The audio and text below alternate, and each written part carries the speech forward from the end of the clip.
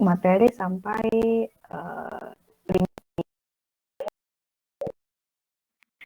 jadi saya sudah sampaikan ya, jadi minggu depan insya Allah kita akan dari sekarang. Untuk materi yang minggu lalu baru saya upload ya hari ini.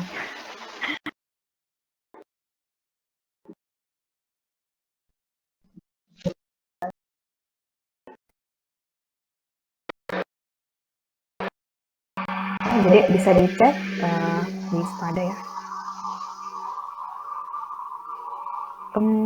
Oke deh, saya mungkin langsung lanjut aja. Sebetulnya kan pernah dengar kita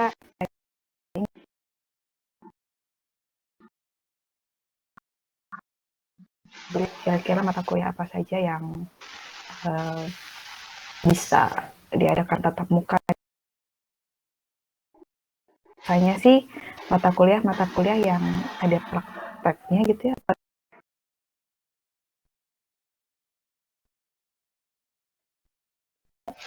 Kurang tahu ya. Yang pas kuliah dibuka untuk hybrid ya. Dan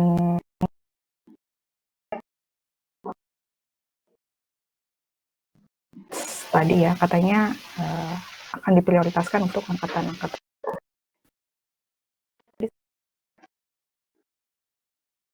yang ada praktikum itu adalah kimia dasar ya. Saya kira ada fisika dasar, tapi fisika dasar ternyata semester depan ya. Saya kira udah mulai juga praktikum kimia dasar, ternyata belum ya, belum mulai praktikum ya. Belum, Bu. Dan itu praktikum tuh kayak setiap minggu ada gitu.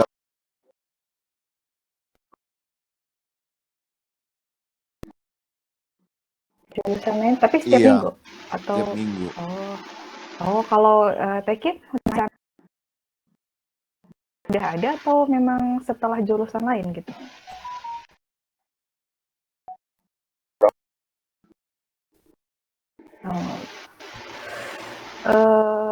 Saya juga nggak tahu ya gimana teknisnya, apakah dilakukan bersamaan untuk setiap jurusan gitu ya, apakah per kloter gitu, misal jurusan teknik apa yang biasanya teknik metalurgi dulu gitu ya, misal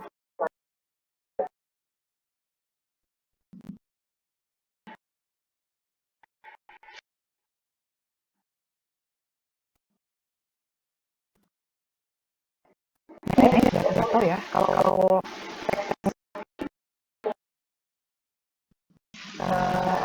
kita kan hanya melihat ya tekniknya menggunakan ya modul gitu ya kan kalau di rumah terbatas ya ada itu ya masalah pemberian jadi kelompoknya hadir ya saat praktikum kemudian setelahnya bisa mengerjakan kelompok. Nah itu saya nggak tahu organisasi seperti apa. Tapi jadi rasanya sih kalau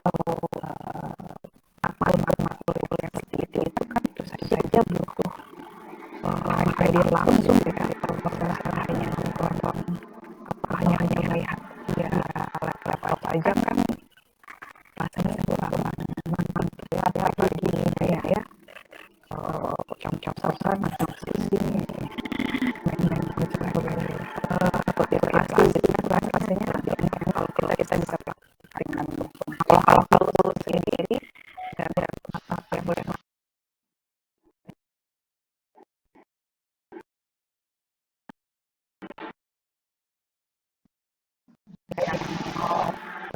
online ataupun offline ya online pun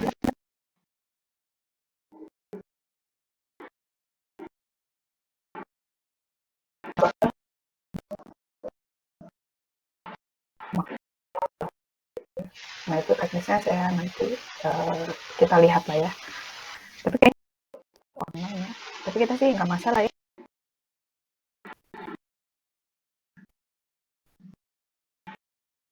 kasih sampling ya paling gitu ya yang dipersiapkan kuotanya. Tapi ini dapat ini kan apa? Belum, Bu. Subsidi kuota kan ya? Atau ada yang coba Belum, Bu. diperjuangkan ya, diperjuangkan. Oke ya, intermezzo. Saya share screen. Oh, sebelum share screen saya lupa untuk rekam. Oh, yang kemarin juga saya belum upload ya di pada untuk rekamannya. Setelah ini ya. Tapi saya lupa di nanti-nanti itu akhirnya belum jadi saya upload. Oke, saya izin share screen.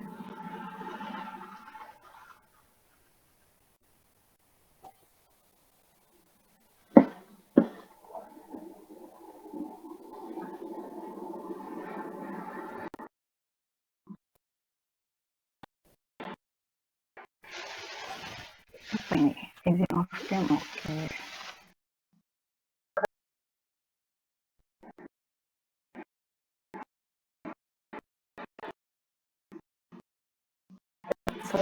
Oke, sudah terlihat ya. Di sini kita akan melanjutkan yang kemarin. Kalau yang kemarin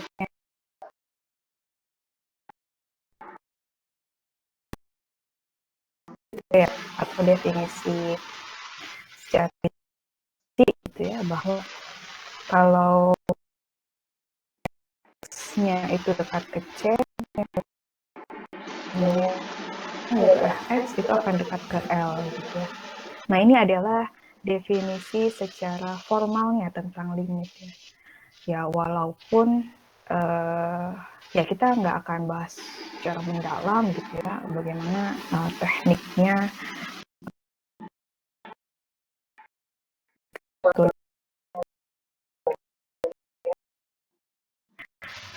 karena ya sekali lagi dari kalau bisa dilihat ini kan sesuatu mudah ya.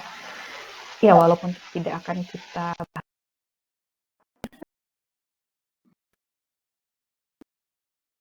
buktikan, tapi saya rasa perlu disampaikan gitu ya bahwa ini adalah definisi formal tentang limit. Di saya pun, saya kan jurusan matematika ya, dibahas secara detail itu setelah tingkat 2 gitu ya, di bab analis, di mata kuliah analisis gitu ya. Sementara di tingkat pertama itu tetap disampaikan secara definisi, hanya tidak begitu mendalam. Termasuk juga untuk jurusan lain ya, termasuk untuk teknik, dan termasuk arsi juga diberikan gitu ya. Jadi tidak hanya kita ketahui definisi limit secara intuisi saja gitu ya, tapi secara formalnya ini loh definisi limit gitu ya. Nah, mungkin ini bisa sama-sama kita baca ya.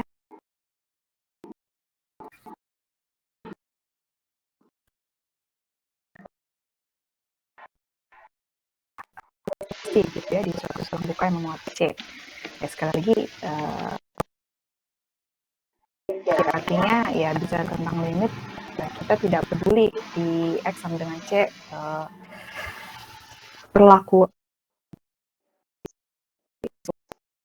ya, apakah dia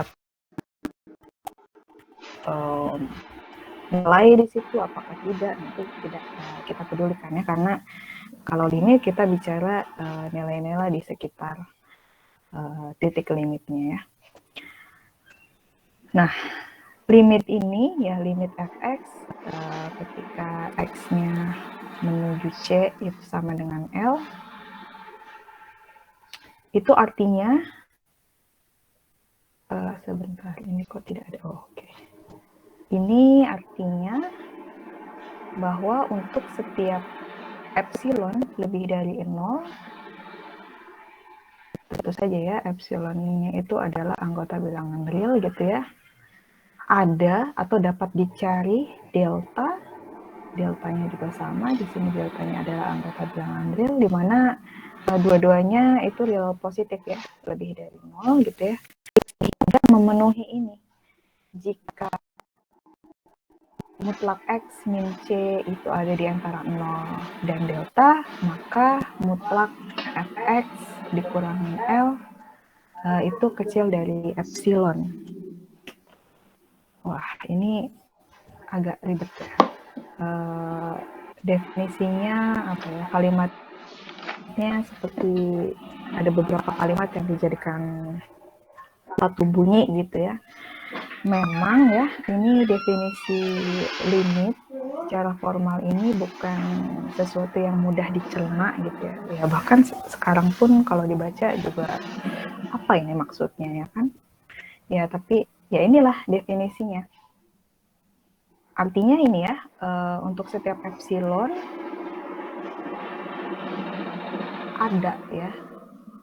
Ada tuh ya berarti eksistensinya dijamin gitu ya. Ada, makanya di sini redaksinya mungkin bisa ditulis ada atau dapat dicari gitu ya. Ada tuh ya berarti kita harus menunjukkan berapa deltanya sehingga memenuhi ini ya. Jika P maka kita bisa menunjukkan Q benar gitu. Nah ingat kalau misalnya saya punya X mutlak, sorry ini agak aneh. X min Y gitu ya. Ini kan bisa diasosiasikan sebagai jarak antara dua buah bilangan gitu ya, X dan Y. Ingat pertemuan pertama tentang nilai mutlak. Jadi kalau saya punya mutlak X min Y, artinya itu adalah jarak antara dua bilangan. Katakanlah kecil dari 2, artinya ya bisa jadi saya punya X itu 3 gitu ya, kemudian Y-nya berapa? 2 gitu ya. Ini kan memenuhi ya jarak antara X dan Y, jarak antara 3 dan 2, atau 3 kurang 2 itu kecil dari 2. Atau saya juga bisa misal X-nya 3, kemudian Y-nya 2,99 gitu ya katakanlah. Nah ini juga masuk dalam ketidaksamaan ini ya. Jadi kita punya informasi bahwa mutlak itu bisa digambarkan sebagai jarak antara dua buah bilangan. Fungsinya apa? Karena tadi ya minggu lalu kita tahu bahwa definisi limit itu mengatakan bahwa jika X dekat ke C, maka Fx dekat ke L. Nah, dekat ini seberapa dekat gitu ya? Dekat itu kan relatif ya. Misal menurut saya Jakarta Cilegon itu gak jauh gitu ya, deket itu mah paling 1-2 jam nyampe. Tapi menurut itu kan itu jauh Bu, menurut saya Jakarta Cilegon itu jauh berapa kilo gitu ya mungkin. Yang deket itu Cilegon Serang Bu, atau yang deket itu Cilegon Serdang. Kalau yang bukan orang Cilegon Serang mungkin nggak tahu ya Serdang itu di mana. Ya pokoknya gitu ya, dekat itu kan relatif ya. Menurut saya dekat, menurut Diva belum tentu dekat. Menurut Diva dekat, menurut Hana belum tentu dekat juga ya. Ya itu, jadi gimana kita melihat ukuran kedekatan dua buah bilangan. Itu tadi kita manfaatkan nilainya gitu ya. Nah, kedekatan itu diukur oleh parameter yang kita sebut epsilon delta ya. Epsilon ini yang seperti huruf E gitu ya. Delta ini yang seperti huruf D, cuma ada lekukannya di atas. Nah, biasanya epsilon delta ini digunakan untuk merepresentasikan suatu nilai yang sangat kecil gitu ya, tapi positif. Kalau sangat kecil artinya kan jarak X itu kan kecil juga ya kalau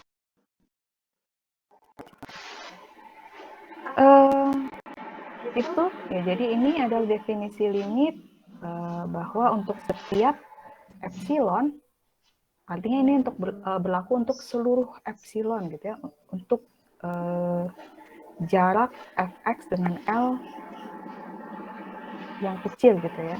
Nah, ini untuk berlaku untuk seluruh jarak yang kita inginkan.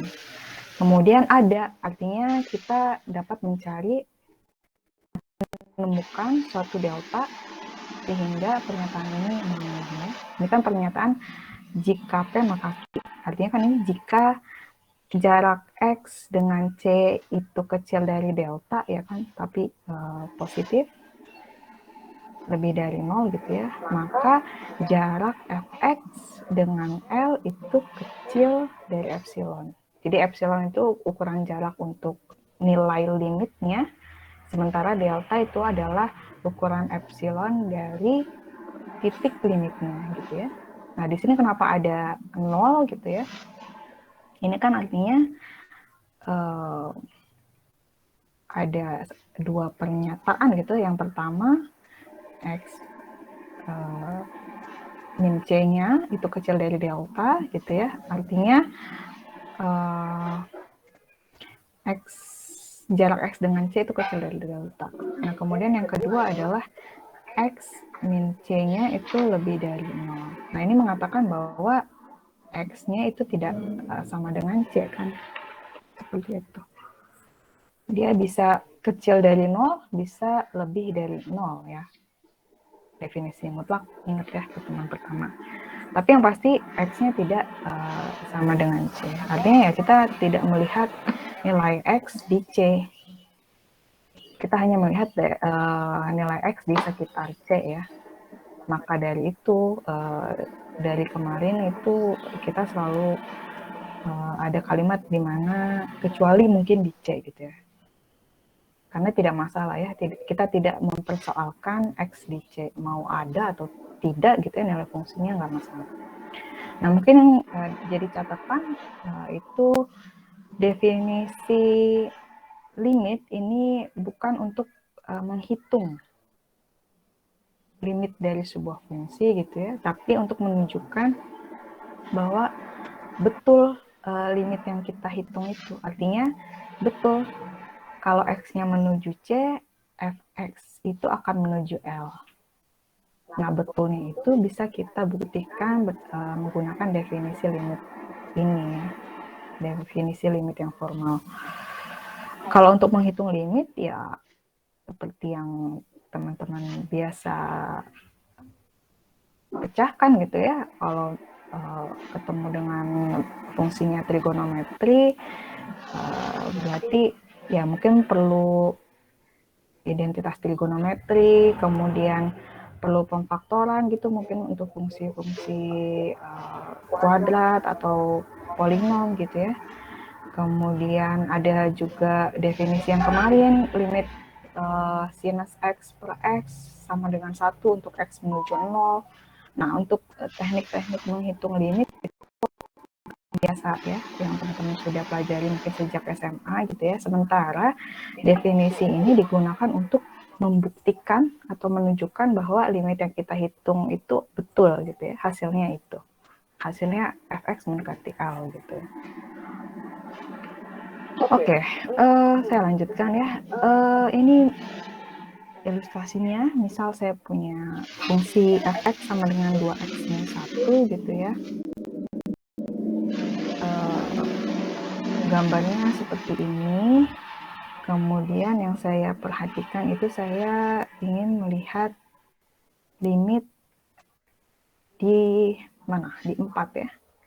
Dalam hal ini. Dari 2x min 1. Nah, kalau kita lihat kan di 4, ya kita dekati gitu ya, 4 dari kanan dan kiri, dia akan menuju berapa? 7 ya. Nah, ini seberapa yakin bahwa nilai limitnya itu benar 7 gitu ya. Siapa yang bisa jamin? Nah, ini kita bisa buktikan dari definisi yang tadi gitu ya. Nah, artinya tadi definisi limit adalah untuk epsilon, untuk setiap epsilon lebih dari 0. Nanti kita lihat ya, kita variasikan ya. Kita coba untuk beberapa epsilon. Kemudian kita harus mencari atau menentukan deltanya berapa supaya pernyataan implikasi ini benar ya. Nah, epsilon ini kita cek untuk semuanya sebetulnya, tapi untuk sebagai ilustrasi, misal saya menginginkan ya epsilon itu kan jarak antara fx dengan nilai limitnya. Dalam hal ini kita mau cek jarak fx dengan 7 itu adalah apakah betul kecil dari epsilon. Saya menginginkan jaraknya itu kecil dari 2 gitu ya, artinya dari 7 itu jaraknya 2 ya, artinya nilai fx-nya ada di antara sini ya, antara 5 dan 9. Nah, ini saya harus cari deltanya. Delta itu jarak dengan 4 ya.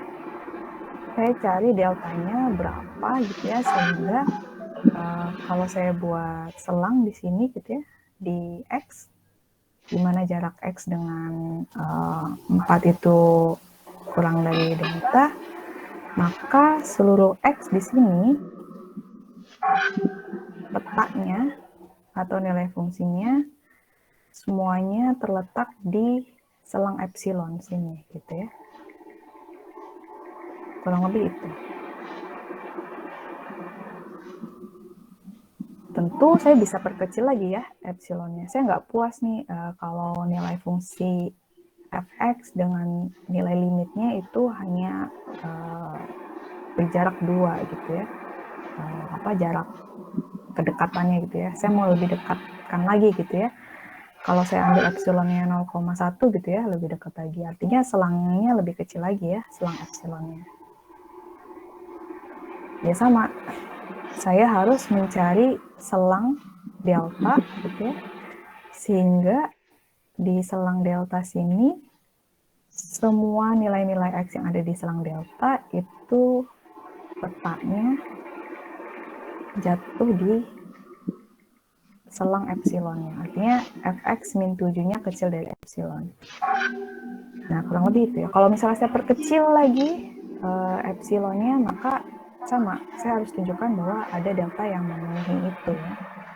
Nah, ingat, ini berlaku harus untuk seluruh epsilon ya, karena tadi kan diksinya untuk setiap, artinya untuk semua epsilon. Nah kan, tapi nggak mungkin ya kita cek satu persatu ya. Epsilon kan bilangan real, ada berapa banyak bilangan real. Tapi Bu, tadi kan disebutkan epsilon delta itu kan bilangan real yang nilainya kecil. Tapi dia positif, ya mungkin nggak sebanyak itu ya. Ya tapi bayangin aja, bilangan real antara 0 sampai 1 ada berapa banyaknya ya. Ada 0,1, ada 0,0001, dan seterusnya. Tapi kan nggak mungkin ya itu kita cek satu persatu gitu. Nanti kita buatlah gimana teknisnya supaya kita bisa ngecek dan itu mewakili untuk seluruh epsilon. Nah, tapi untuk ilustrasi yang pertama mungkin kalau saya tentukan dulu, saya menginginkan bahwa epsilonnya itu 2 gitu. Artinya apa? Artinya jarak epsilon kan tadi ukuran jarak gitu ya untuk jarak maksimum fx dengan nilai limitnya ya, fx dengan L. Dalam hal ini fx dengan 7 ya, karena kan saya punya ini ya, limit 2x min 1 x menuju 4 itu sama dengan 7. Artinya ini kecil dari 2 ya, karena saya minta epsilonnya 2. Karena kita punya fx itu adalah 2x min 1,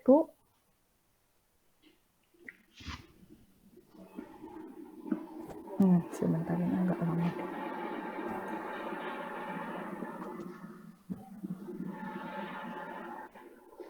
Oke, di sini kan berarti saya punya 2x min 8 kecil dari 2 gitu ya. Kemudian di sini karena sama-sama kelipatan 2, jadi 2-nya bisa saya faktorkan gitu ya. X min 8 kecil dari 2. Mutlak dari 2 itu kan 2 ya. Salah. 4. Yes. 4 ya. Sekali.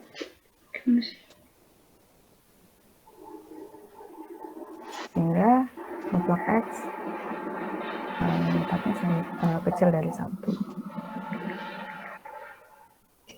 Nah, lihat ini kan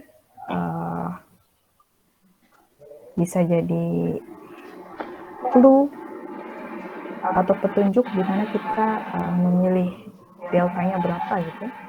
Di sini saya bisa pilih delta sama dengan 1 ya.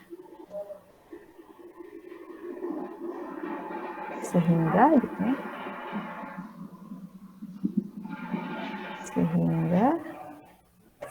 Aduh, ini kok nggak ini ya respon. Sehingga untuk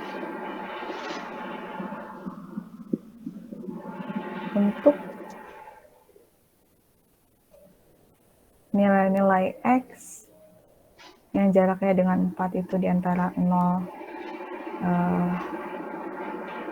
sampai delta gitu ya, atau mungkin saya langsung tulis di sini 1 gitu ya, karena kita pilih deltanya 1, maka jarak fungsinya gitu ya dengan 7 ini akan sama dengan kita punya fungsinya adalah 2x min 1 kurang 7 gitu ya. Ini sama dengan 2x min 8. Kemudian ini sama dengan 2x min 4 gitu ya. Nah, kita tahu karena x min 4-nya ini ya, karena x min 4-nya itu kecil dari 1, maka 2 mutlak x min 4 ini akan kecil dari 2 dikali 1 ya.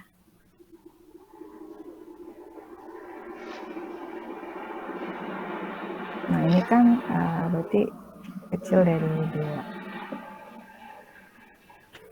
Sehingga betul ya, ini kan kita inginkan bahwa fx min 7-nya itu kecil dari epsilon.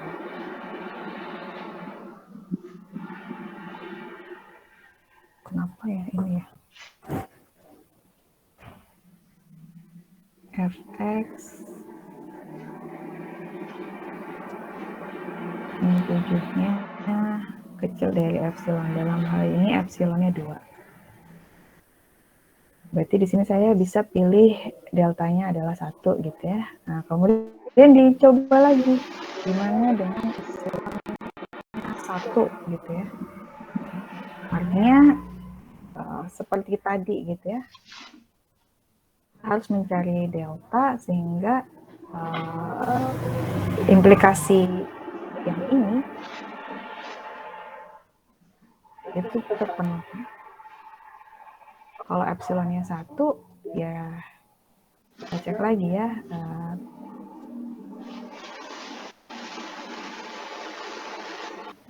Kenapa ya ini ya? Ini saya agak kurang respon. Responnya nggak smooth gitu. Sebentar.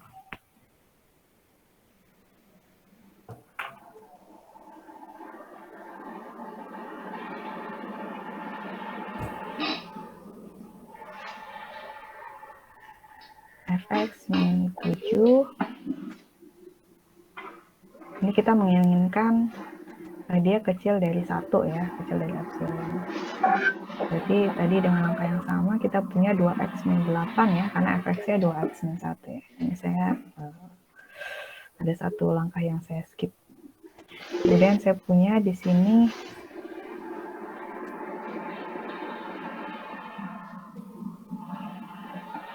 kenapa Syahira? Iya Bu, mau nanya, saya bingungnya itu epsilon itu dapat dari mana ya? Epsilon itu yang kita tentukan ya. Misal ini kan sebetulnya epsilon itu harus berlaku untuk seluruh epsilon. Artinya saya harus mengecek untuk semuanya. Jadi tadi kalau saya mau jarak fx dengan 7 atau dengan L itu 2 gitu ya. Dalam hal ini saya memilih epsilonnya 2 gitu ya. Maka saya bisa cari deltanya berapa. Gitu ya. Kemudian kalau misalnya bebas dan harus sebetulnya berlaku untuk semua epsilon. Jadi nanti berapapun Syahira minta epsilonnya berapa gitu ya, saya selalu bisa menemukan deltanya. Ini sebagai ilustrasi ya, gambaran saya bisa cek gimana untuk epsilonnya 2 gitu. Gimana kalau untuk boleh kalau misalnya mau 0,5 gitu. Oke, siapa lagi yang nanya? Silakan sih. Gimana sih Kak? Untuk epsilonnya itu Bu, ada batasnya nggak Bu?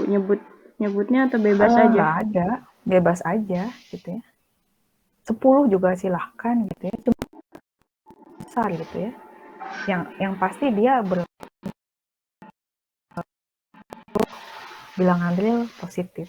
Siapa lagi? Iya Bu, makasih. Oke ya, saya lanjutkan dulu. Itu tadi. Kemudian ini saya cek untuk epsilonnya 1 ya. Yang artinya di sini prosesnya seperti tadi ya, sehingga saya punya di sini X min 4 mutlaknya itu kecil dari setengah. Nah dari sini kan saya ada petunjuk gitu ya, mungkin saya bisa memilih gitu ya, pilih deltanya itu setengah ya, sehingga ini space-nya kurang banyak, sehingga untuk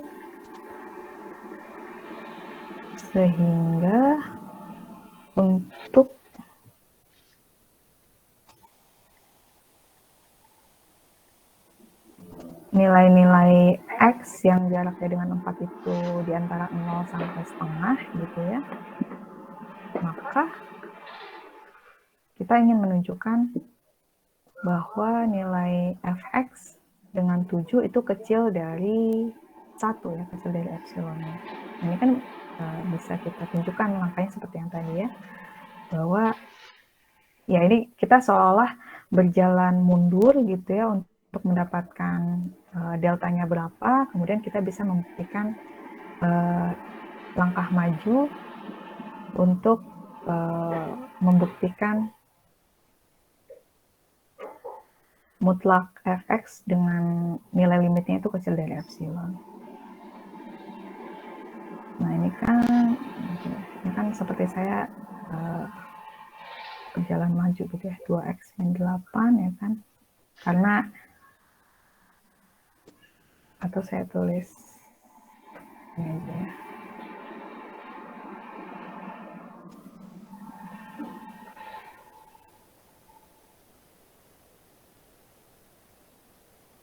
gitu ya. Ini kan kita tahu 2x min 4, karena mutlak x min 4 nya kecil dari setengah, maka 2 kali mutlak x min 4 nya pasti dia kecil dari 2 dikali setengah gitu ya. Ini kan 1. Nah kesimpulannya apa? Bahwa fx min 7 mutlaknya itu kecil ya kan, kecil dari 1. Kesimpulan kita bisa membuktikan bahwa fx min 7 nulis apa?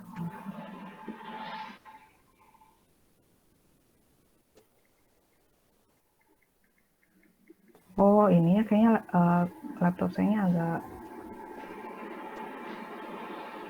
kurang cepat ya. Bahwa fx min 7-nya itu kecil dari 1 ya, sesuai yang kita inginkan. Jadi kita memilih delta setengah sehingga kalau x min 4 itu jaraknya atau x min 4 itu ada di antara 0 sampai setengah, maka fx min 7 mutlaknya itu kecil dari 1. Sesuai dengan epsilon yang kita inginkan. Sesuai juga dengan definisi limit ya, karena ini kan yang ingin kita buktikan. Jadi dengan kalau saya memilih epsilonnya 1 gitu ya, maka saya bisa menentukan atau memilih deltanya setengah. dan seterusnya ya, nanti dicoba untuk 0,1 kecil lagi 0,01 dan seterusnya. Kira-kira kalau misalnya saya punya epsilonnya 0,1, deltanya kira-kira berapa? Kalau epsilonnya 2, saya akan memilih deltanya 1 gitu ya. Kalau epsilonnya 1, saya akan memilih setengah. Kalau epsilonnya 0,1, maka saya bisa pilih deltanya kira-kira setengahnya ya. 0,05 ya kan. Begitu juga dengan 0,001 gitu. Nanti bisa dicek ya. Nah, sehingga kalau misalnya saya punya sembarang seperti nilai epsilonnya itu misal sama dengan A gitu ya, untuk A bilangan real, maka saya bisa pilih deltanya kira-kira setengahnya ya, A per 2 gitu ya. Jadi kita tidak perlu nantinya mengecek untuk semuanya gitu ya, cukup kita misalkan itu epsilon saja gitu ya. Sehingga kalau saya punya epsilon lebih dari 0, epsilonnya kan saya pilih sembarang. Itu saya bisa membuktikan untuk seluruh epsilon. Maka saya akan memilih deltanya itu epsilon per 2 gitu ya, sehingga definisi limit ini terpenuhi. Gitu ya. Jadi kita membuktikan itu dengan cara apa? Kita mencari delta. Untuk epsilon itu diberikan karena dia harus berlaku untuk seluruh epsilon bilangan real positif gitu ya. Yang kita cari adalah delta. Gitu ya.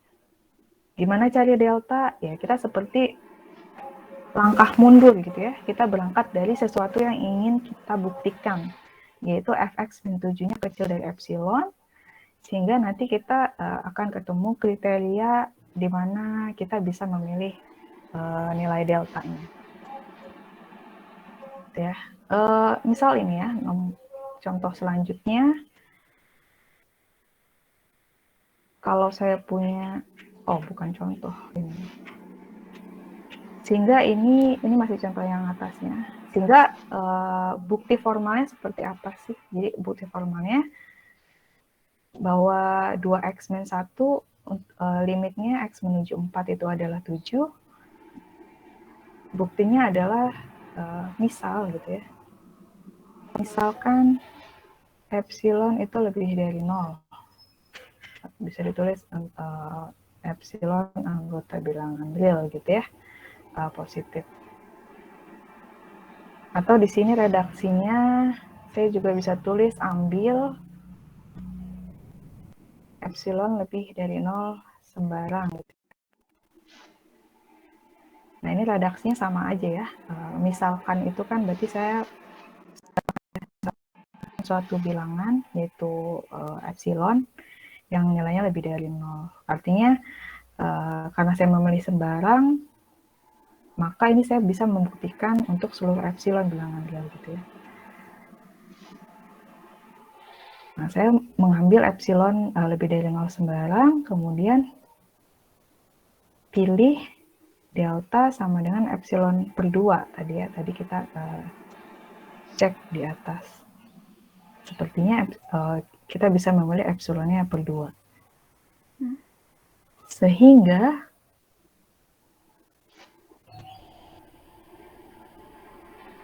Sehingga untuk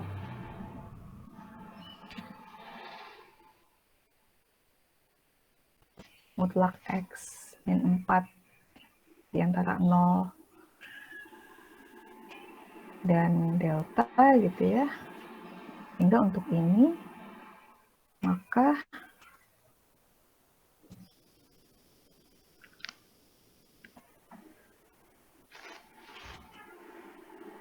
perhatikan bahwa ini fx min 7 yang dalam hal ini fx-nya adalah 2x min 1 gitu ya.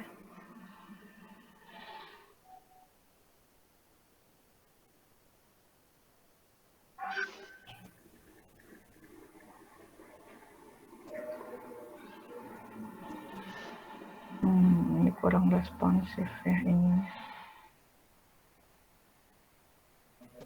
2x min 8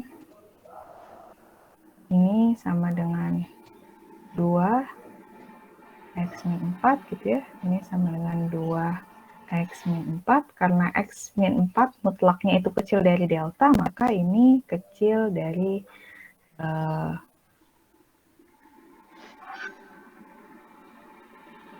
delta gitu ya. Kita tahu deltanya itu adalah epsilon per 2 gitu ya. Maka ini sama dengan 2 epsilon per 2. Ini sama dengan epsilon. Jadi kesimpulannya apa? Bahwa kita bisa menunjukkan fx min 7 itu kecil dari epsilon ya. Fx min 7 kecil dari epsilon. Kok bisa sih? Kesimpulannya Dimasukin. Ada ini. bahwa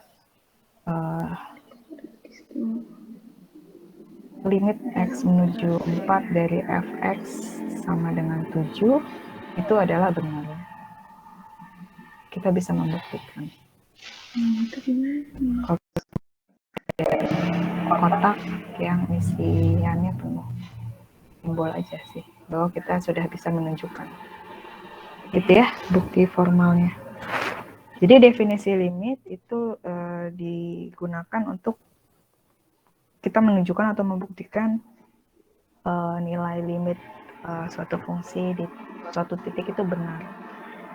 Itu tadi ya, dengan memisalkan atau mengambil epsilon sembarang, kemudian kita bisa menunjukkan deltanya berapa. Ya, jadi kalau epsilonnya 0,00005, ya saya bisa pilih deltanya berarti 0,00025 gitu ya. Saya akan pilih setengahnya gitu ya. Jadi berapa saya selalu bisa memilih hingga pernyataan implikasinya itu terpenuhi. Begitu. Nah ini contoh lagi. Kalau saya punya fx di mana 3x min 7 gitu ya. Kemudian di 4 itu katakanlah tidak ada gitu ya, tidak terdefinisi di x sama dengan 4. Nah, buktikan bahwa nilai limitnya di 4 itu adalah 5. Tadi ya, artinya kita harus mencari deltanya berapa gitu ya. Pada akhirnya ya memang nilai delta itu akan bergantung pada epsilon gitu, berapa kalinya epsilon gitu ya, atau bahkan bisa epsilon sendiri. Nah, mencarinya gimana? Ya kita bisa berangkat dari sesuatu yang ingin kita buktikan. Dalam hal ini fx min 5 gitu ya. Fx dengan 5 itu jaraknya kecil dari epsilon, ya kan? Dalam hal ini L-nya kan 5 ya, nilai limitnya. Fx-nya kita punya 3x min 7 dikurangin 5 gitu ya. Ini kecil dari epsilon, kemudian kita punya 3x min 12 ya, kecil dari epsilon, kemudian sama-sama punya 3, jadi 3-nya saya faktorkan. 3 itu kan positif, jadi mutlak 3 adalah positif ya. Jadi saya langsung tulis aja 3 gitu ya, tidak perlu mutlak 3. Ini 4 ya, kecil dari epsilon, sehingga kita punya x min 4-nya kecil dari, aduh, nggak enak banget ini ya. Entah pennya, entah jaringan saya ya. Epsilon per 3 ya. Nah, dari sini kan kita bisa memilih gitu ya. Saya bisa pilih deltanya adalah epsilon per 3, ya kan? Nah, ini seperti apa? Ini coretannya gitu ya. Ini coretannya gitu ya. Sehingga kalau saya mau membuktikan, berarti saya buktikan gini. Berarti ambil epsilon lebih dari 0 sembarang gitu ya. barang. Kemudian pilih delta sama dengan epsilon per 3 gitu ya. Sehingga untuk nilai-nilai X yang jaraknya dengan 4 itu kecil dari delta, tapi lebih dari 0 gitu ya, maka kita ingin menunjukkan bahwa fx, mutlak fx minimanya itu kecil dari epsilon gitu ya. Maka fx min 5, dalam hal ini fx-nya 3x min 7 min 5 gitu ya. Ini sama dengan 3x min 12. Aduh, nggak muat ya. Katanya saya tulisin di bawah aja deh.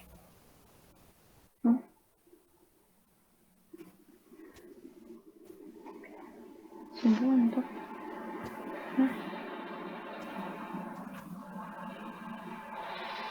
X min 4 dari mana?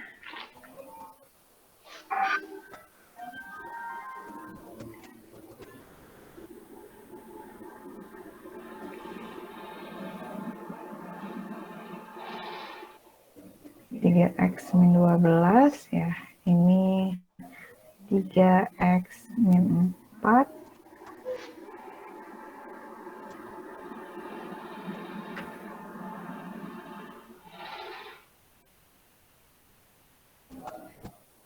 Nah, karena X min 4-nya itu kecil dari delta ya, ini akan kecil dari 3 delta ya. Karena deltanya itu kita pilih epsilon per 3, maka ini 3 epsilon per delta, 3 delta itu kan berarti epsilon gitu ya. Sehingga kita bisa menunjukkan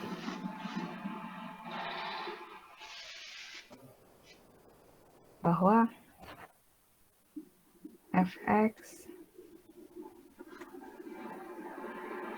min 5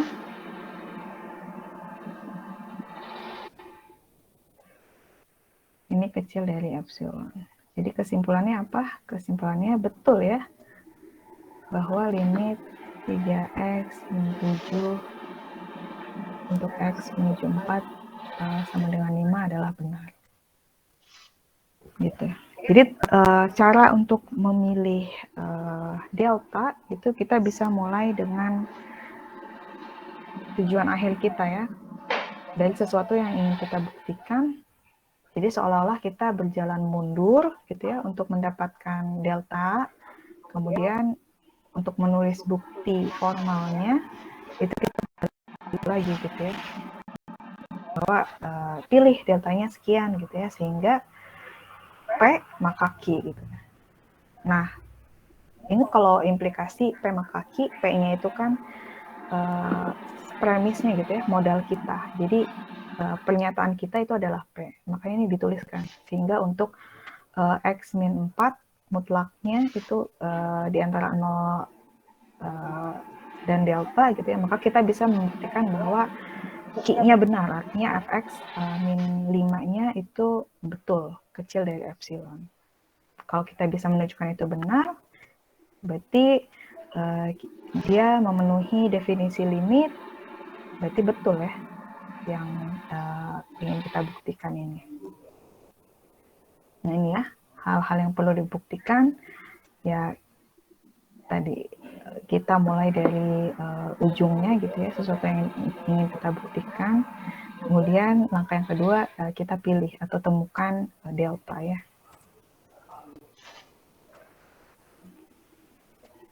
Ya kalau secara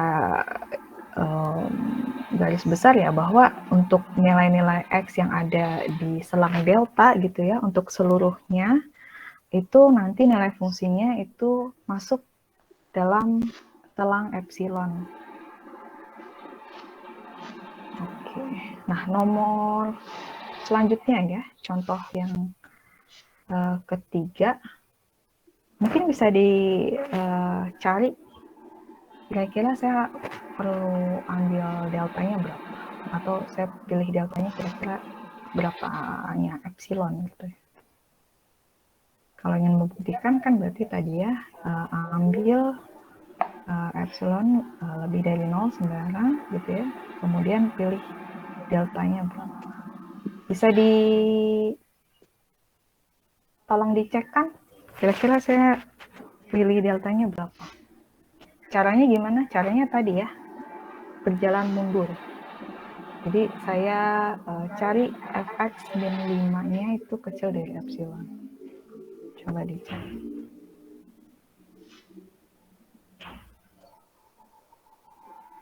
Saya sambil ini ya, isi presensi diisi akad.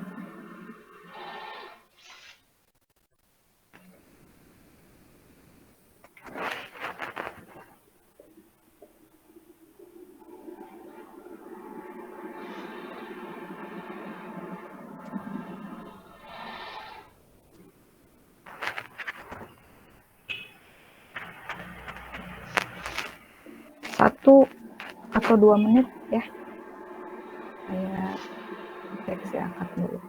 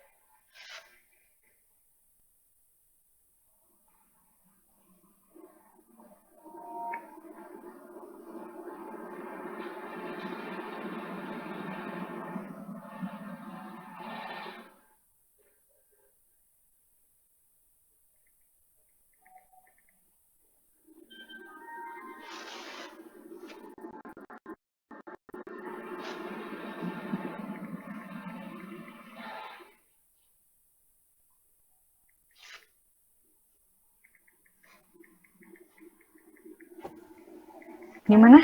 Udah ada yang dapat? Kira-kira saya harus pilih deltanya berapa?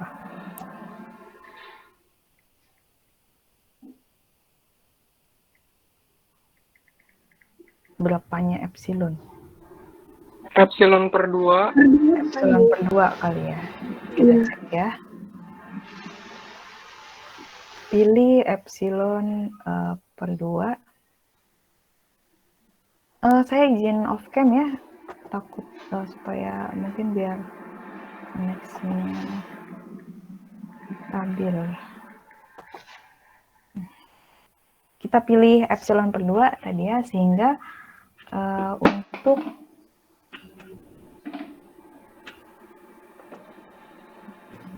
X min 2 gitu ya, karena kita melihat nilai-nilai di sekitar 2 ya, karena limitnya menuju 2. Kecil dari delta, maka perhatikan bahwa fx min 5 itu dalam hal ini kayaknya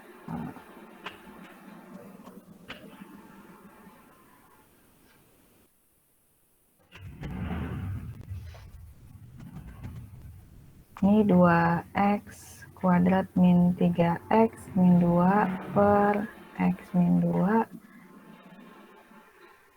Nah, ini kan bisa kita faktorkan ya. Ini kan kalau difaktorkan, berapa sih? Ini 1, ini 2x, ini pasti x. 2 ya, kemudian 2x plus ya, plus 1, x min 2 ini kurang dari 5. Nah, ini x min 2-nya bisa kita coret ya. Kenapa? Karena x-nya tidak sama dengan 2. Artinya kita tidak mencoret 0 per 0 gitu ya. Siapa yang menjamin x-nya tidak sama dengan 2? Ini ya, dari premis kita. Bahwa mutlak x-nya, mutlak x min 2 itu lebih dari 0. Artinya dia x-nya tidak sama dengan 2 ya. Oke. Maka kita bisa coret sehingga kita punya 2x plus 1 kurang 5 gitu ya. Kemudian kita punya 2x min 4. 2-nya kita faktorkan dan dia positif, jadi mutlaknya bisa hilang. X min 2. Nah, kita tahu bahwa X min 2-nya itu kecil dari delta ya. Sehingga ini akan kecil dari 2 delta.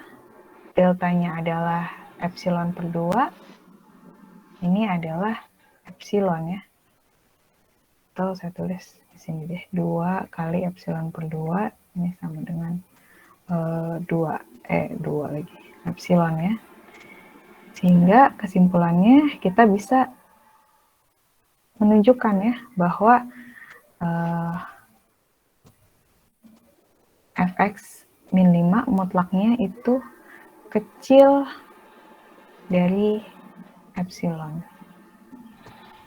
Jadi fx min 5 itu kecil dari epsilon. Kesimpulannya limit x menuju 2 dari 2x kuadrat min 3x min 2 apa ini? Min 3x min 2 per x min 2 itu sama dengan 5 adalah benar ya. Nah, di buku mungkin ada beberapa contoh lain gitu ya, untuk beberapa fungsi. Karena sebetulnya mencari delta juga susah-susah gampang ya. Ya, bentuk fungsi juga kan tidak semudah. Ya, mungkin ini ada bentuknya kuadrat. Kalau tadi contoh kita berupa garis gitu ya, polinom derajat 1. Fungsi kan ada berbagai macam ya, ada yang sinus, kemudian akar dan sebagainya, sehingga memilih delta ya mungkin ada beberapa triks gitu ya, tipsnya bagaimana memilih delta sehingga implikasi di definisi limit tadi terpenuhi. Itu silakan dibaca. Sekali lagi tadi saya tidak akan masuk detail ke situ gitu ya, tapi poinnya adalah teman-teman perlu mengetahui apa itu definisi formal dari limit dan bagaimana kita membuktikan limit dari suatu fungsi itu betul ya. Langkahnya tadi ya, kita mengambil suatu epsilon positif sembarang gitu ya. Kemudian kita bisa menunjukkan deltanya sekian, sehingga kalau jarak x dengan titik limitnya kecil dari delta, maka jarak fx dengan nilai limitnya kecil dari epsilon. Itu poinnya ya. Jadi kita harus menunjukkan deltanya apa. Bukan hanya bilang ada kok deltanya. Pokoknya ada aja, sekian gitu. Nah, itu perlu ditunjukkan deltanya berapa. Kalau kita sudah tahu kita bisa memilih deltanya berapa, sehingga implikasinya terpenuhi, maka kita sudah membuktikan limit fungsi di titik itu adalah betul. Ada yang bertanyakan mungkin? Oke, saya lanjutkan ya.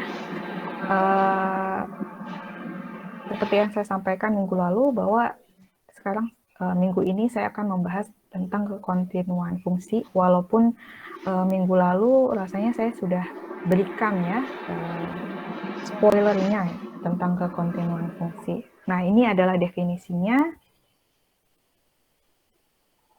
bahwa misal saya punya fungsi f yang terdefinisi di suatu selang buka nomor C gitu ya.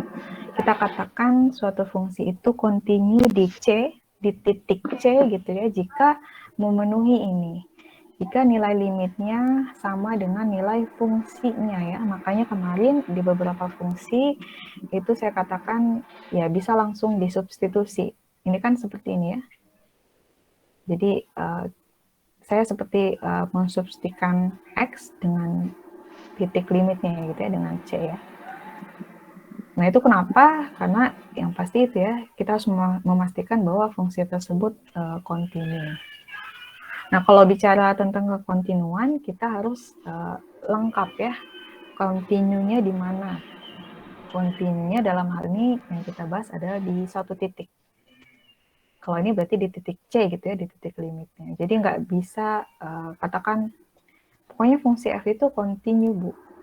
Tapi kontinunya di mana? Kalimatnya dilengkapkan gitu ya. Misal kontinunya di seluruh bilangan real gitu, atau kontinunya hanya untuk bilangan real positif gitu, atau di mana gitu ya. Jadi ada letaknya.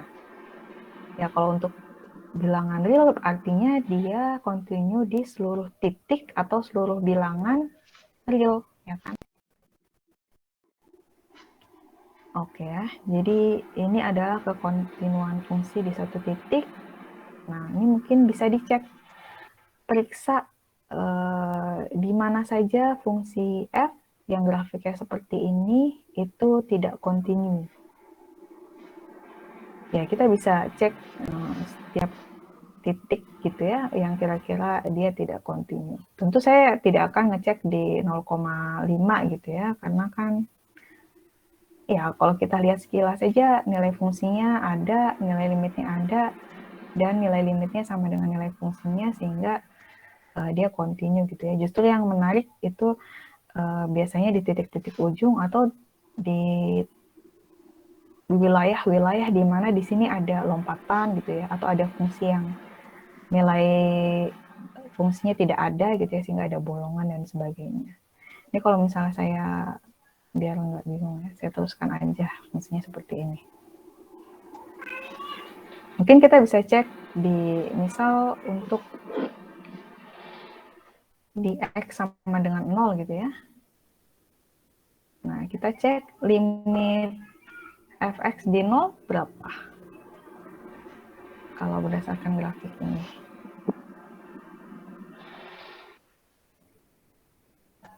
Kalau x-nya mendekati 0, kira-kira nilai fungsinya dekat ke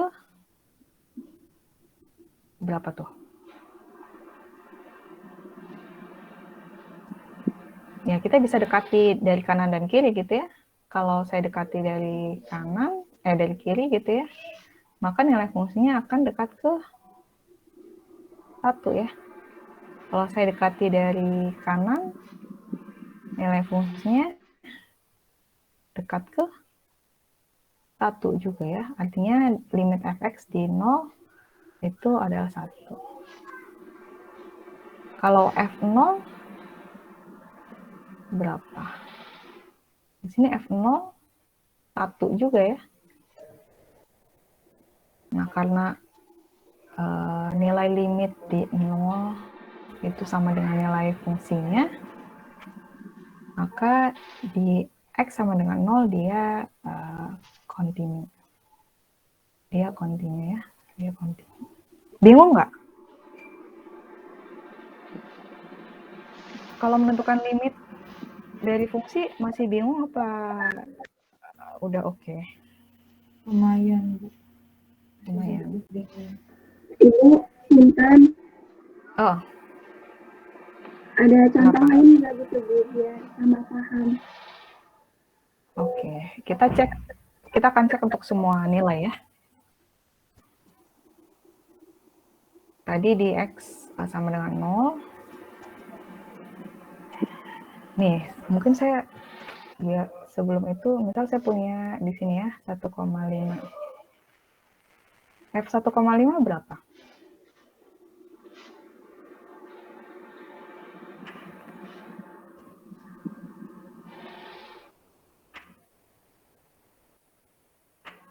Di F 1,5 berapa? Ini kan saya nggak punya nilai rumus fungsinya seperti apa gitu ya, sehingga saya tidak bisa substitusi X-nya 1,5. Tapi kalau saya punya grafiknya seperti ini, di 1,5 F-nya berapa nilai fungsinya? Kelihatan nggak? Satu bukan Bu? Satu ya? Satu Bu. Gitu ya. Ya, saya petakan gitu. Aduh, udah siang tapi masih ada suara ayam ya. Saya petakan atau proyeksikan 1,5 ke grafiknya gitu ya, di sini kan. Di sini adalah F 1,5 ya kan. Nilainya berapa? Kita cek Y-nya, sumbu Y-nya. Yaitu 1 gitu ya. Jadi jangan bingung ya. Oke, itu sudah oke.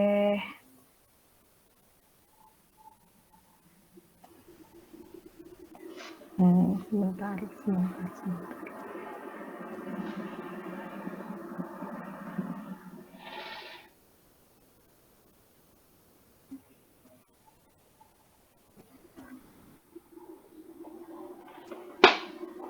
Kemudian kita cek di 1.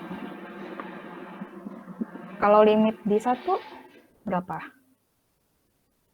Di X sama dengan 1. Limit X menuju 1 dari Fx berapa? Ada atau enggak? Pertanyaannya mungkin ya. Ini pembahasan minggu lalu ya. Sama ya teknisnya, berarti saya mungkin bisa cek dekati 1 dari kiri dan kanan gitu ya. Kalau kemarin kita tahu ada yang namanya limit-limit sepihak ya, jadi saya bisa mendekati karena kan kelihatannya kalau kita dekati dari kiri dan kanan itu nilainya berbeda gitu ya. Kalau limit X menuju 1 dari kiri itu berapa nilai limitnya? Ini kan 1 nih, berarti misal saya dekati pertama katakanlah di sini 0,5 gitu ya, maka nilai fungsinya kan ini ya. Ini tuh berapa ya saya nggak tahu. Kemudian kalau saya dekati lagi 1, misal di sini, maka nilai fungsinya ini gitu ya. Pertanyaan kan di sini. Nilai fungsinya di sini ya. Berapa nggak tahu. Yang pasti kalau saya semakin dekati 1, nilai fungsinya akan semakin turun gitu ya. Semakin mendekati, nanti lama-lama akan mendekati 0 ya. Ya kan kalau saya semakin mendekati 1, nilai fungsinya akan mendekati 0.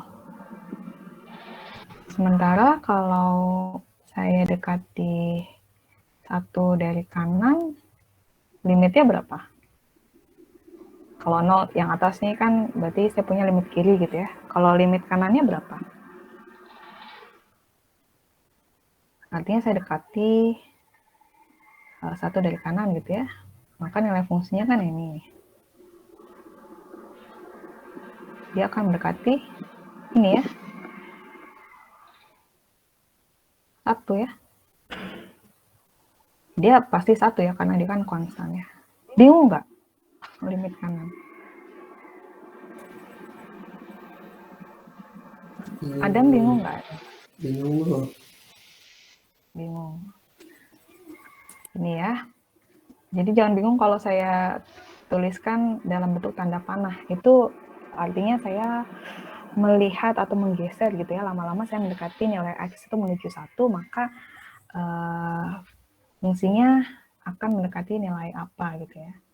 Nah, katakanlah saya dekati satu pertama dari 1,5 dulu tadi ya. 1,5 kan nilai fungsinya di sini ya. Ya, kita petakan di grafiknya gitu ya. Ini Y-nya berapa? Y-nya 1. Artinya F1,5 itu sama dengan 1. Kemudian saya dekati lagi di sini gitu ya. Katakanlah 1,1. Saya cek ya, F1,1-nya 1.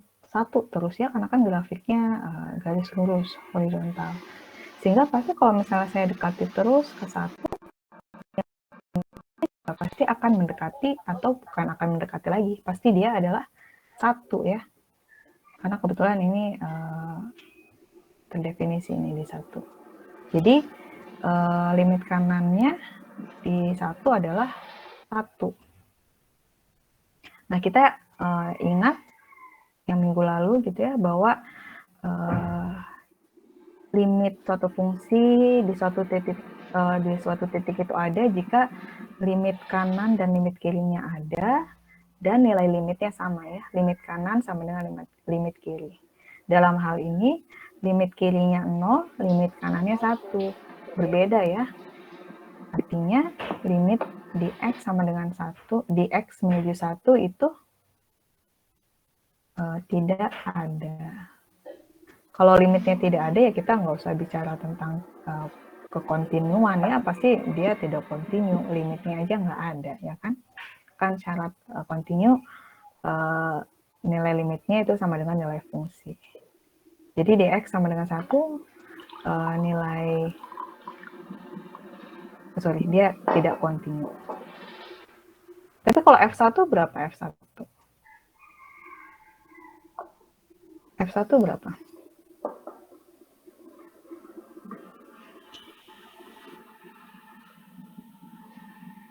Nol kah? 1 kah? 1,5 atau 2? Kalau dari grafiknya. 1 bukan, Bu? 1 ya. Ini kan ada lompatan ya. Ini mungkin bolong di sini, tapi nilai fungsinya itu yang ini. Kayak di F2 gitu ya. Di 2, nilai F-nya berapa?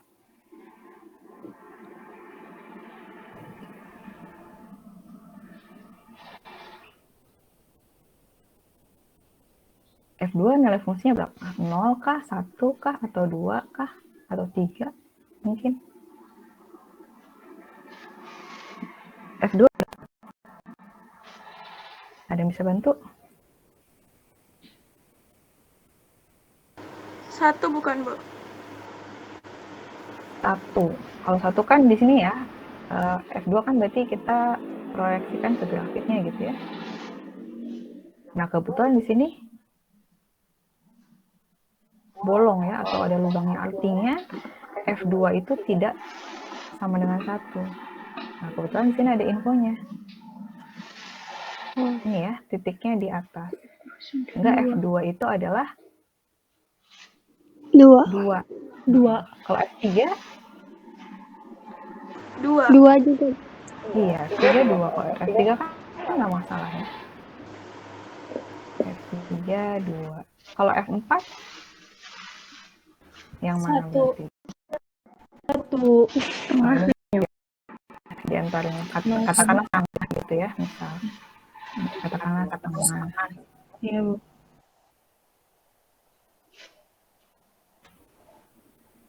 Ya, F4. Aduh, nggak enak banget ini ya. Kayaknya laptop saya udah mulai panas. Jadi dia agak kurang cepet gitu ya ininya. Responnya.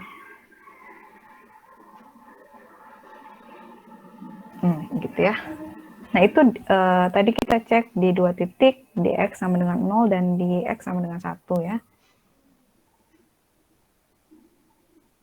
Contoh lagi ya, di X sama dengan 2. Limitnya kira-kira ada nggak?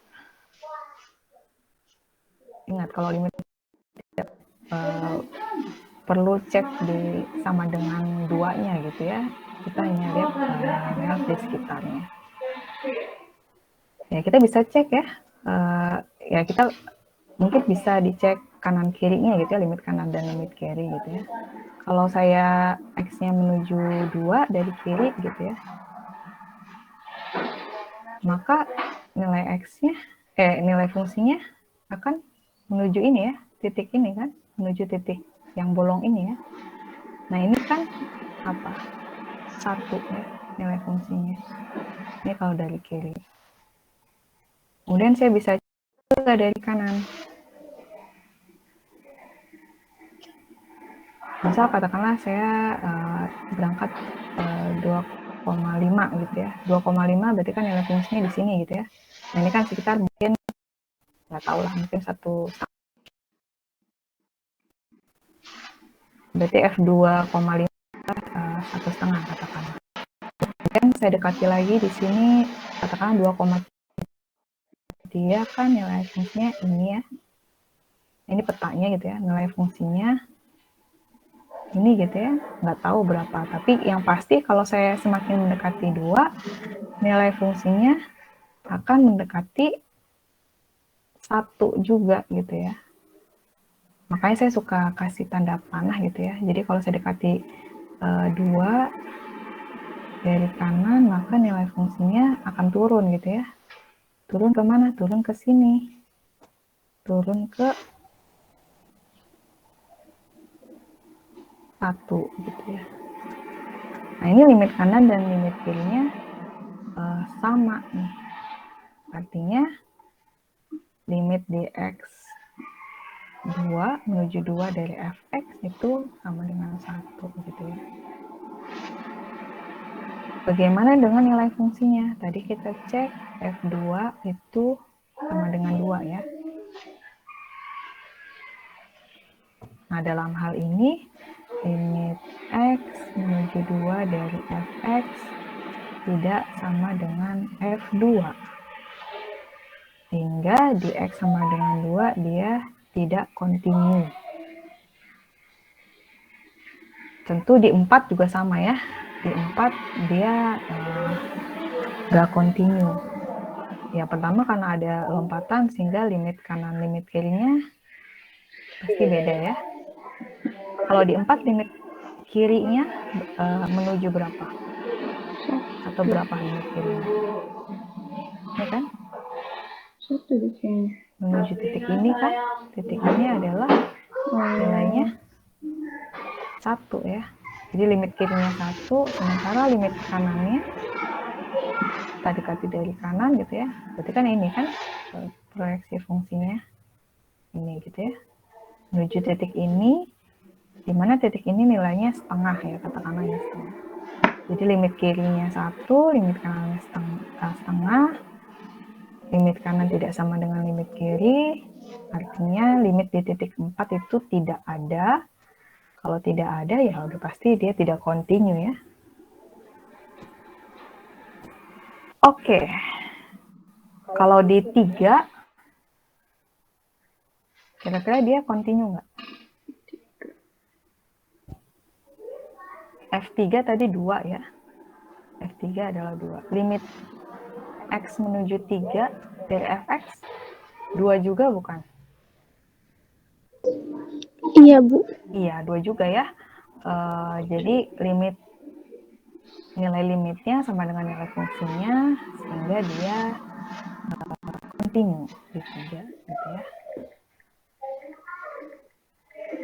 Oke. Jadi kita bisa lihat ya karakteristik fungsi di mana di titik-titik mana dia kontinu ataupun tidak.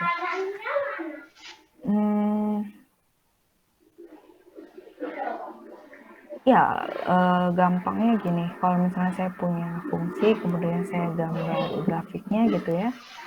Kalau ternyata dalam menggambar grafik itu saya tidak mengangkat pensil saya gitu ya, atau pena saya gitu ya, itu saya katakan dia kontinu. Misal ini suatu grafik fungsi f katakanlah ya, yang seperti ini gitu ya. Ini kan saya dalam menggambar grafiknya saya tidak mengangkat pena dari awal sampai akhir gitu ya. Nah, berarti di selang ini, selang saya menggambar grafik itu dia continue. Tapi kalau saya menggambar grafik sampai harus saya mengangkat pena saya gitu ya, misal tetap gitu ya, di sini saya berhenti karena di sini nilai fungsinya tidak ada, kemudian saya angkat pena saya lanjutkan gambar grafiknya di sini gitu ya.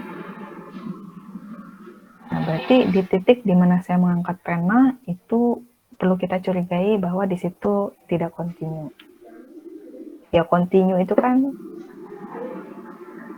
artinya menyambung gitu ya, continue, berkelanjutan gitu ya. Jadi kalau misalnya grafik fungsinya tidak berlanjut atau terpotong atau ada lompatan, nah di titik-titik itu dia tidak continue ya.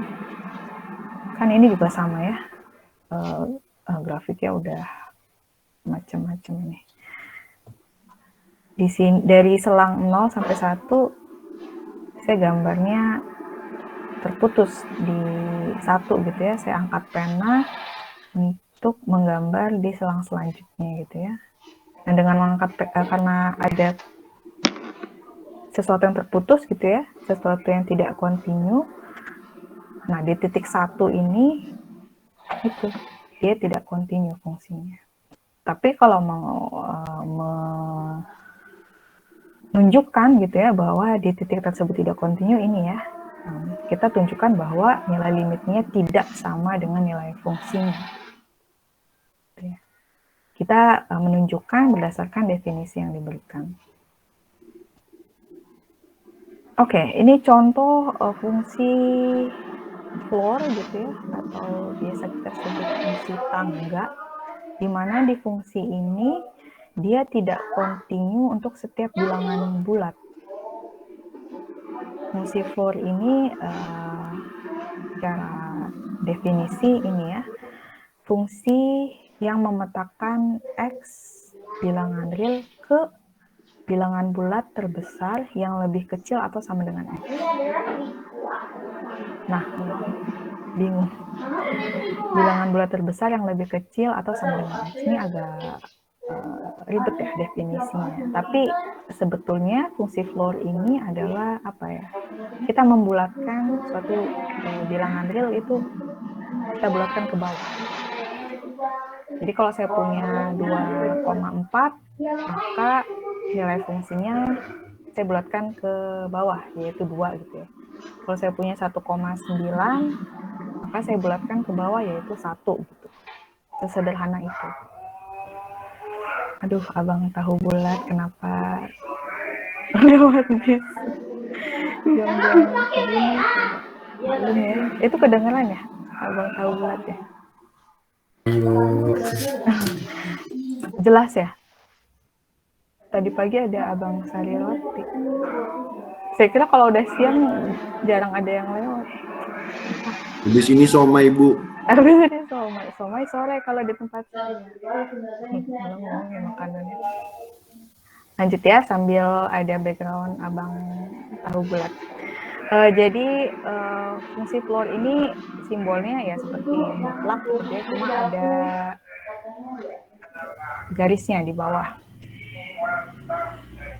Ayo pergilah abang tahu bulat. Tadi ya, kalau misalnya saya punya 3,4 katakanlah ya. Nah, secara definisi kan ini ya, bilangan bulat terbesar yang lebih kecil atau sama dengan X. Artinya saya perlu mencari yang kalimat terakhir dulu ya, bilangan-bilangan bulat yang lebih kecil atau sama dengan 3,4. Artinya saya mungkin bisa ngelis gitu ya, X yang lebih kecil atau sama dengan 3,4 di mana X-nya anggota bilangan bulat gitu ya. Dalam hal ini yang ada apa? Ada 3, kemudian ada 2 gitu ya. Saya tulisnya kebalik aja ya biar berurutan niatnya. Kemudian ada 1, 0, min 1 dan seterusnya ya. Kemudian yang mana pemetaannya, hasil fungsinya, yaitu bilangan bulat yang paling besar, yaitu 3 ya. Jadi saya kenakan 3,4 ke fungsi floor ini, hasilnya adalah 3. Kemudian saya petakan misal 1,9 gitu ya, 1,99 gitu ya. Ya kan kalau pakai fungsi pembulatan biasa gitu ya, mungkin ini kan kita akan bulatkan kedua gitu ya, karena kan lebih dekat kedua. Tapi kalau kita pakai fungsi floor, kita bulatkan ke bawah gitu ya. Dalam hal ini yang pertama gitu ya, kita cari atau kita list X bilangan bulat yang lebih kecil atau sama dengan X yang nilainya lebih kecil atau sama dengan 1,99 ya, dengan X yang anggota bilangan bulat. Dalam hal ini ada 1 yang lebih kecil, 0, dan 1, dan seterusnya.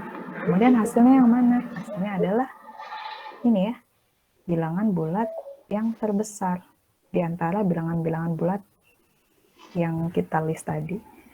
Artinya 1,99 itu nilai fungsinya sama dengan 1. Gitu ya. Nah ini grafiknya, kita bisa cek juga ya. 3,4 kan di sini. Nih katakannya. Artinya 3,4 ini nilai fungsinya yang mana? Jadi kita petakan gitu ya, atau kita proyeksikan ke grafiknya gitu ya. Yang ini kan F3, udah mulai nih. F3,4. Nah ini adalah nilai fungsinya F3,4 berapa? Kita cek Y-nya ya, 3. Betul ya, bahwa kita membulatkan 3,4 ke bawah. Sama halnya dengan 1,9 di sini. Nilai fungsinya yang mana? Ya kita proyeksikan ke grafiknya. Nilai fungsinya yang ini. Y-nya berapa? Y-nya 1 gitu ya. Berarti F1,99 ini sama dengan 1. Nah, tadi kita bisa cek bersama ya, kalau misalnya ada lompatan-lompatan di situ, dia pasti tidak kontinu ya. Karena kalau saya gambar grafiknya, di sini saya berhenti. Kemudian saya angkat pena saya lanjutkan. Berhenti lagi, saya angkat pena saya lanjutkan. Jadi ada ketidakkontinuan gitu ya, dalam fungsi itu. Nah, kebetulan ini tidak kontinunya itu di bilangan bulat ya. Di min 1, di 0, di 1, 2, 3, 4, dan seterusnya. Jadi di titik-titik yang terdapat lompatan ini, dia tidak kontinu. Alasannya apa? Tadi ya, karena limit kanan dan limit kirinya dia pasti beda. Limit kanan, limit kirinya beda, di titik itu maka dia tidak ada limit. Jadi di min 1, di 0, di 1, di 2, 3, 4, 5, dan seterusnya, itu titik-titik di mana di titik-titik tersebut nilai limitnya tidak ada. Kalau nilai limitnya tidak ada, ya nggak usah bicara kontinu ya. Pasti dia tidak kontinu. Gitu ya. Jadi ini contoh fungsi di mana dia tidak kontinu di seluruh bilangan bulat. Di titik yang lain dia kontinu. Oke. Lanjut, definisi kekontinuan pada selang. Ya, berangkatnya dari kekontinuan titik gitu ya. Bahwa dia pasti kontinu seluruh titik di selang tersebut. Gitu aja ya. Nah, tapi kalau misalnya selangnya selang tutup, kita mungkin perhatikan untuk titik-titik ujungnya. Artinya, misal F itu suatu fungsi yang terdefinisi di selang tutup AB gitu ya. Artinya titik A dan titik B itu masuk dalam selang ya. Makanya simbolnya selangnya kurung siku ya, atau kurung kotak. Nah, seperti limit, kita punya ya kontinu kanan dan kontinu kiri. Ini khusus untuk mendefinisikan kekontinuan pada selang ya. Jadi kita katakan dia kontinu kanan di titik A jika limit kanan dari f di A gitu ya, itu sama dengan nilai fungsinya, nilai fa gitu ya. Kita katakan f itu kontinu kiri jika limit kirinya ya itu sama dengan nilai fungsinya. Jadi kalau di titik-titik ujung itu lebih mudah, tidak begitu strict syarat kontinuannya ya. Cukup dia kontinu kanan, maka dan nilai fungsinya sama dengan nilai limitnya, maka dia kontinu di titik itu ya. Khusus untuk selang. Nah, sementara fungsi f gitu ya dikatakan dia kontinu di selang buka jika f kontinu di setiap titik pada selang tersebut. Oke, azan dulu guys. Kita berhenti sejenak mendengarkan azan, mungkin sambil dibaca, dipahami ya.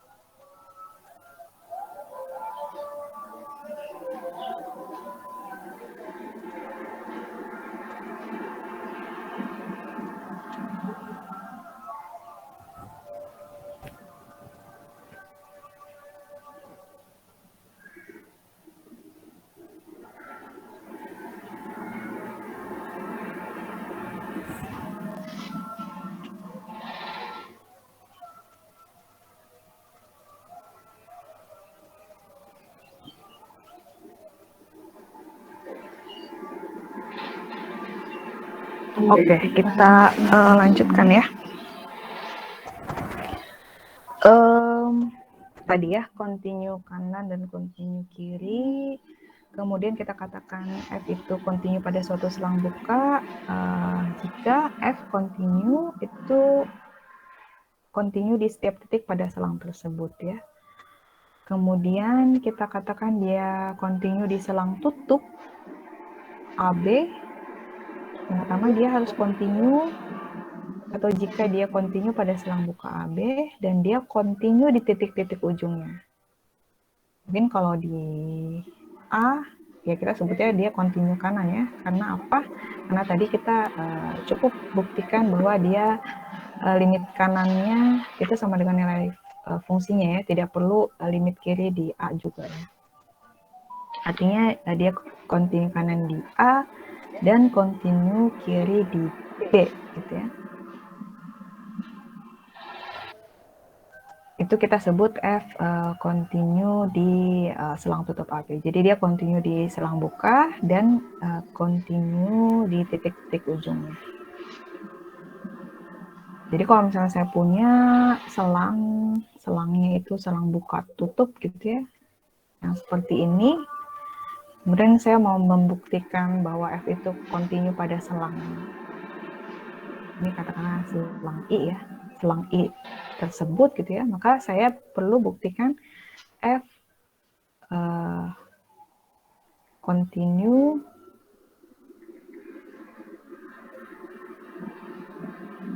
di selang buka AB dan saya perlu buktikan F continue kanan ya, kanan di A ya. Jadi kita cukup melihat ini ya, nilai-nilai di sekitar A yang lebih, di sekitar nilai-nilai X yang lebih dari A. Lalu kita lihat limit kanannya saja gitu ya, cukup limit kanannya untuk membuktikan bahwa dia continue kanan di titik gitu ya. Begitu juga kalau continue kiri di B ya.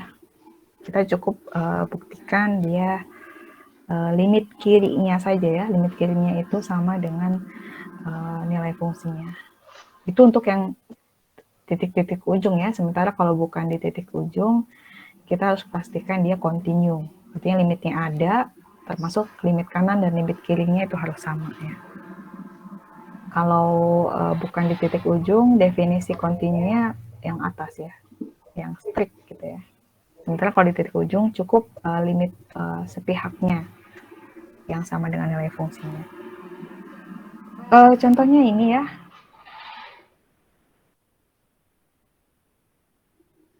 Diminta untuk mengecek atau menentukan kekontinuan dari fungsi yang memiliki grafik seperti ini. Ya tentu tadi kita bisa cek ya, dan kita bisa tunjukkan juga ya bahwa ini di 0, kemudian di 3, di 5 dia pasti tidak kontinu ya. Karena ya yang pertama ya, limitnya belum tentu ada. Tidak ada ya, bahkan di situ limit kanan limit kirinya kan tidak ada. Boro-boro kontinu ya, limitnya juga nggak ada. Sehingga, nah, tadi di 0, 3, dan 5 itu titik-titik di mana dia tidak kontinu. Selebihnya dia kontinu kecuali di 3 titik itu. Jadi F continue di selang yang pertama gitu ya, yaitu selang minta hingga sampai 0 ya kan, 0-nya kan nggak masuk ya. Kemudian di selang kedua gitu ya, selang yang ini, selang 0 sampai 3, kemudian dia continue juga di selang yang ketiga, ya kan, yaitu di selang tutup 3 sampai 5, ya kan, karena 3 dan 5-nya dia masuk ya, masuk dalam selang. Oke, kemudian di selang yang terakhir, selang keempat, yaitu di selang 5 sampai terakhir. Jadi di selang-selang ini kita katakan F itu kontinu. Oke, nah kalau tadi ya ngecek kekontinuan, kalau misalnya saya menggambar grafiknya, saya perlu mengangkat pena saya gitu atau mengangkat pensil saya. Di selang 1, sini kan saya harus berhenti saat X-nya menuju 0 gitu ya. Saya angkat pena saya, kemudian saya lanjutkan untuk selang 2 gitu ya.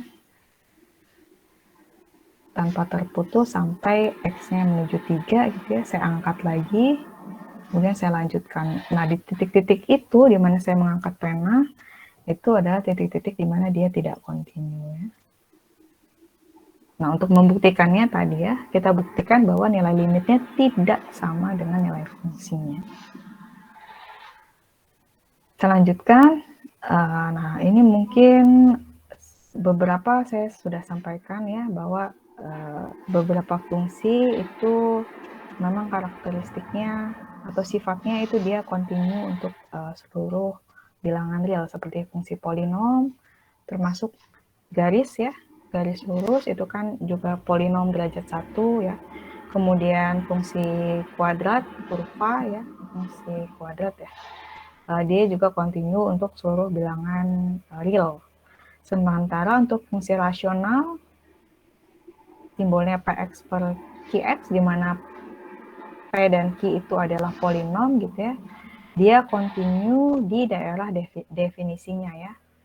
Tentu dia tidak kontinu di X yang menyebabkan Qx-nya sama dengan 0. Dia tidak kontinu di situ. Tapi selebihnya dia kontinu. Kemudian fungsi harga mutlak ya, dia kontinu di seluruh R. Kita tahu juga ya fungsi mutlak grafiknya kan seperti ini. Oke. Saya tidak mengangkat pena sampai ujung sebetulnya ya, kalau ini diteruskan. Ini dia kontinu untuk seluruh bilangan real. Kemudian fungsi akar juga dia kontinu dengan catatan ya di daerah definisinya ya. Jadi untuk nilai-nilai X yang lebih dari sama dengan 0, untuk N yang genap gitu ya, untuk N ganjil, itu dia nggak masalah. Berarti untuk N ganjil dia kontinu di seluruh bilangan real. Nah, kemudian kalau saya punya F dan G, itu fungsi yang kontinu di titik C gitu ya. Kemudian untuk suatu bilangan real, maka fungsi KF, fungsi F plus G, fungsi F min G, FG, F per G dengan G di titik C tidak sama dengan 0, dan seterusnya, itu semuanya kontinu ya. Kontinunya di mana? Kontinunya di titik C. Ya, karena ini. Nah, kemudian ini kekontinuan fungsi komposisi. Artinya kalau saya punya F itu kontinu di C, dan G itu kontinu di FC, peta dari C gitu ya, maka komposisi G atau G komposisi F gitu ya, atau G bundaran F itu kontinu di C ya. Akibatnya ini, limit G di fx saat x menuju C akan sama dengan nilai fungsi G di limit fx ketika x yang menuju C. Gitu ya, jadi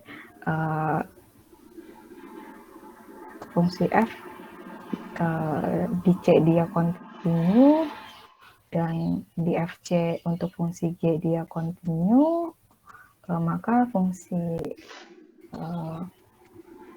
komposisinya gitu ya, dia akan kontinu di C. Gitu. Nah, kemudian yang terakhir, mungkin ini teorema yang juga penting ya, dan mensyaratkan kekontinuan dari suatu fungsi, yaitu teorema nilai antara. Bunyinya adalah, misal F kontinu pada selang tutup AB ya, artinya A sama B termuat dalam selang tersebut ya. Nah, jika W adalah sebuah bilangan di antara FA dan FB gitu ya, maka menurut teorema nilai antara, ada ya, dapat dicari gitu ya, ada C yang letaknya di antara selang AB sehingga FC sama dengan W gitu ya. Jadi kalau misalnya saya punya W-nya katakanlah 4 gitu ya. Misal ini FA-nya 1, FB-nya 6 gitu ya. Misal saya punya 4 gitu ya di sini ya. Atau ya nggak apa-apa lah. Misal 4 itu di sini ya. Maka menurut teorema nilai antara ada ya, ada X gitu ya. Sehingga Fx itu sama dengan 4. Dijamin ya, eksistensi X itu dijamin. Jadi saya pasti selalu bisa mendapatkan suatu X di mana nilai fungsinya itu 4. Nah, ini berlaku untuk sembarang W ya, artinya berlaku untuk seluruh W di antara FA dan FB. Jadi berapapun nilai W, asalkan fungsinya kontinu, saya selalu bisa mendapatkan C di mana petanya itu adalah W gitu, atau nilai fungsinya adalah W. Nah, ini syarat kontinuan pada teorema nilai antara itu penting ya, karena kalau misalnya dia tidak kontinu, maka jaminan bahwa nilai C atau titik C itu ada, itu tidak terjamin gitu ya, atau tidak terpenuhi.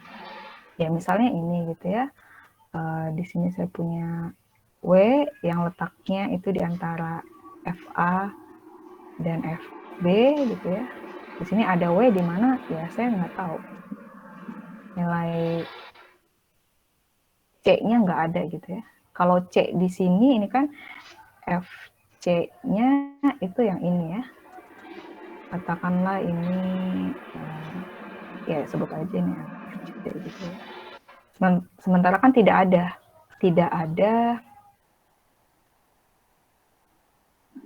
karena dia tidak kontinu ya, tidak ada katakanlah X gitu ya, di mana X itu di antara A sampai B, sehingga atau tidak ada X yang memenuhi Fx sama dengan W gitu.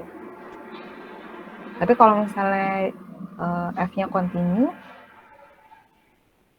nilai X itu dijamin ada. Syaratnya itu ya, harus kontinu. Oke, sampai sini ada yang mau ditanyakan?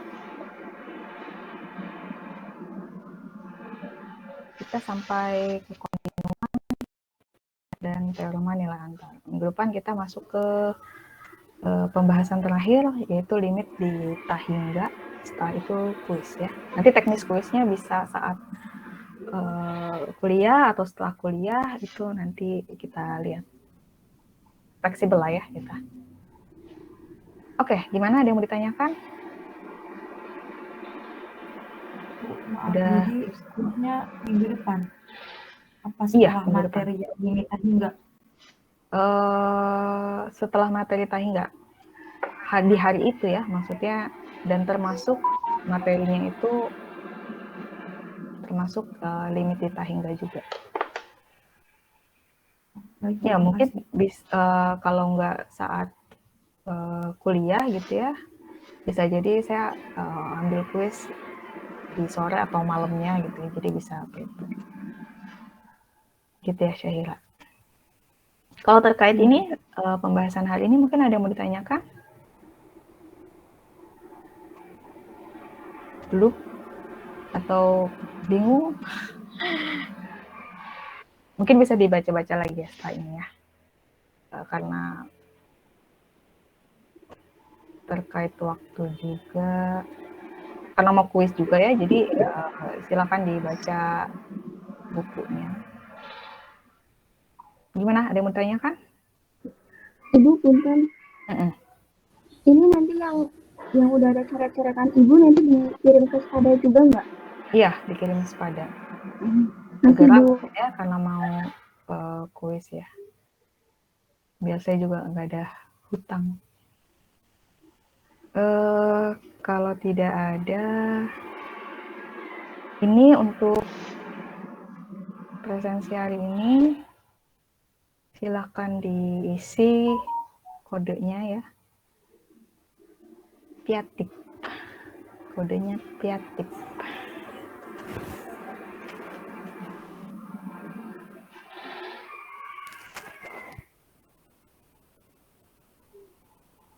Bu, kalau rekamannya dikirim di Spada juga, Bu.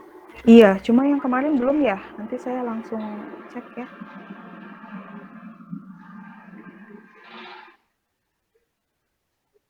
Iya, Bu. Baik, Bu. Yang termasuk yang hari ini juga kan, Bu? Iya, kalau hari ini biasanya prosesnya 1 hari ya.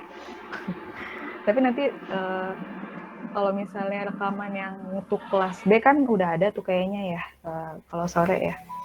Nanti mungkin saya buka aksesnya gitu ya, supaya kalau saya belum upload yang rekaman kelas A, nanti bisa cek di situ ya. Karena yang disampaikan kan sebetulnya sama.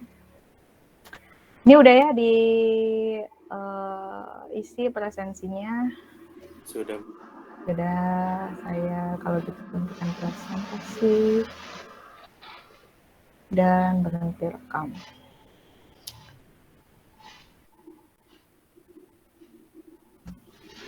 Kalau kelas A suka ada ini nggak sih, kuliah malam gitu? Ada nggak mata kuliah yang jadwalnya malam?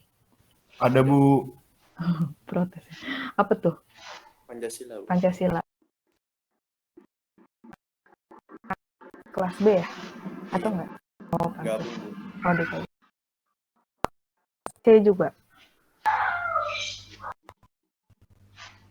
Saya nggak tahu ya. Kayaknya digabung ya. Kelas C juga malam. Fisika, kalau katanya fisika juga suka malam. Enggak ya, aman ya kayaknya. Karena kemarin kan sempat yang kelas B itu saya ganti malam. Sebenarnya malam ya mereka. Ternyata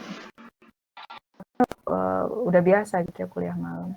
Kalau saya sih biasanya menghindari malam gitu ya, karena ya selain butuh istirahat kan kaliannya juga butuh istirahat gitu ya.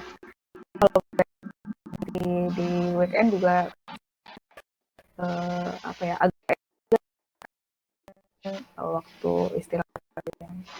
Tapi ya kalau misalnya memang waktunya tidak memungkinkan sehingga harus weekend harus kuliah gitu ya, mau nggak mau ya, totalitas weekend tetap kuliah. Itulah karena kita kuliahnya online, karena saking mudahnya jadi tidak ada bahkan malam pun dijawabnya untuk kuliah. Oke, gimana, ada yang mau ditanyakan? Nggak ada ya mungkin. Mudah-mudahan semuanya nanti bisa baca lebih enak sih dibuka-buka lagi, karena yang saya sampaikan juga di situ ada di buku. Oke, kalau itu mungkin saya cukupkan. Terima kasih semuanya. Mudah-mudahan sehat selalu. Kita ketemu minggu depan. Dari saya kurang lebihnya mohon maaf. Wabillahi taufiq wal hidayah. Wassalamualaikum warahmatullahi wabarakatuh. Selamat siang. Waalaikumsalam.